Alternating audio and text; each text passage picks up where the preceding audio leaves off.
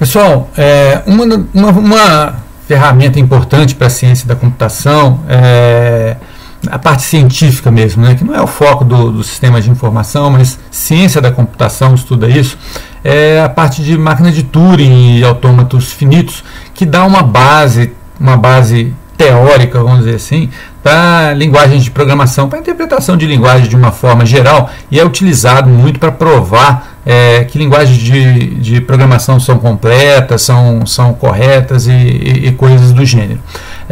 Nós não vamos estudar isso a fundo, o pessoal de ciência da computação tem uma matéria inteira, computação formal, sobre isso lá, mas é legal que vocês tenham pelo menos uma ideia, já terem visto pelo menos alguma coisa, algum diagrama desses de máquina de Turing, para saber do que se trata, se isso aparecer para você alguma vez na tua vida. Tá? Então, assim, autômatos finitos é uma teoria formulada com base na máquina de Turing, lá nos primórdios da computação, uma computação bem teórica, bem matemática. Tá?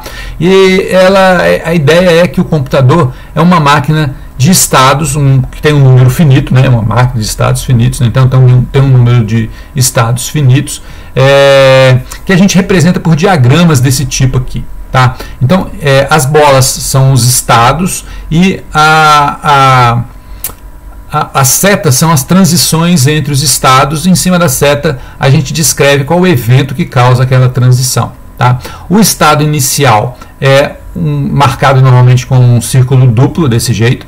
Então, aqui nesse diagrama aqui, a gente está dizendo que esse S1 aqui é o estado inicial dessa minha máquina, tá? Esse aqui também indica a mesma coisa, né? Daqui que eu começo, tá? E aqui, essa máquina, ela recebe zeros e uns, né? Ela recebe e tem que processar zeros e uns, né? Quando eu recebo um 1, eu não tenho mudança de estado. Então, essa seta aqui indica que eu recebi um 1 e eu estava no estado 1 e continuo no estado 1 aqui, né? Quando eu recebo um 0, eu mudo para o estado 2. Então, essa seta aqui diz que se eu recebi um 0, eu mudo do estado 1 para o estado 2. Agora eu estou no estado 2 e uns não causam mudança de estado, zeros causam a volta para o estado inicial e assim por diante, né? Então, assim, o que essa máquina faz? Se a gente olhar com cuidado, né? Ela me diz se o número de zeros que eu recebi é par ou ímpar, concordam? Pensa bem, se o número de zeros que eu recebi for par, ele vai acabar nesse estado 1 aqui. Se o número de zeros que eu receber for ímpar, eu acabo nesse estado aqui, né? Então, a máquina vai estar no estado 1 se o número de zeros for par, vai estar no estado 2 se o número de zeros for ímpar. Para que serve isso? Para nada, eu acho. Mas é assim que funciona a máquina de Turing. E isso aí tem uma série de teoremas já provados na matemática que dão suporte, que se você basear o teu sistema numa máquina desse tipo aqui, você pode usar uma série de teoremas lá que provam que o teu programa vai funcionar de um determinado modo, vai ter determinadas características, né? Então, assim, isso é importante para a computação formal. Na prática, ninguém usa esse negócio para desenvolver sistema, não, né? Mais para a parte mais teórica da computação, né? Aqui tem um exemplo de como isso é utilizado nos processadores de linguagem, né? Então, olha só, eu quero uma máquina de estados para reconhecer um for, né? Um for que é um comando válido na minha linguagem de programação, né? Então, eu parto de um estado aqui que não tenho nada, tá? Se eu receber alguma coisa que não é um F, eu continuo nesse estado, não tenho nada. Tá? Se eu receber um F, eu mudo de estado. Passo para um estado, opa, tenho um F. Se eu receber outro F, eu continuo nesse estado aqui. Eu continuo tendo um F, é como se eu começasse de novo, né? Se eu receber alguma coisa não F, não O ou F, né? Se eu receber um O, eu mudo de estado. Agora eu tenho um FO, né? O O me gera essa mudança de estado aqui para ter um FO. Né? E o R me gera uma nova mudança de estado, e aí eu tenho um estado final aqui, né? um for, né? Eu reconheço um for.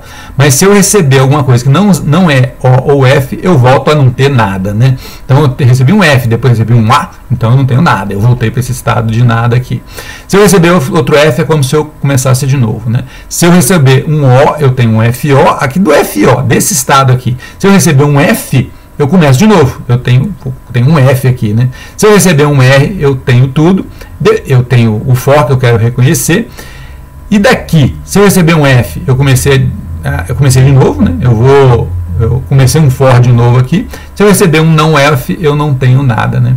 Então, essa máquina de estados, essa máquina de Turing aqui, né, esse autômato finito aqui, é uma máquina que reconhece fors, né? Então, se eu cheguei nesse estado final aqui, é porque eu detectei um for na minha cadeia de strings, né? Então, isso aqui pode ser usado para dar suporte teórico para linguagens de programação, né? É bem descritivo o negócio, e se você olhar as setinhas aqui, você vai ver que as coisas fazem sentido, e essa máquina aqui só vai chegar nesse estado quando eu tiver um for, né? Olha, sempre que eu tiver um for, eu vou chegar nesse estado aqui, né? Então isso é provado matematicamente, isso dá um embasamento, dá uma força para algumas teorias da ciência da computação, né? Mas, na verdade, assim, para nós é mais curiosidade, na prática não é utilizado, e isso não, na verdade não é mais para a gente saber, até ouvido falar desse negócio mesmo, né?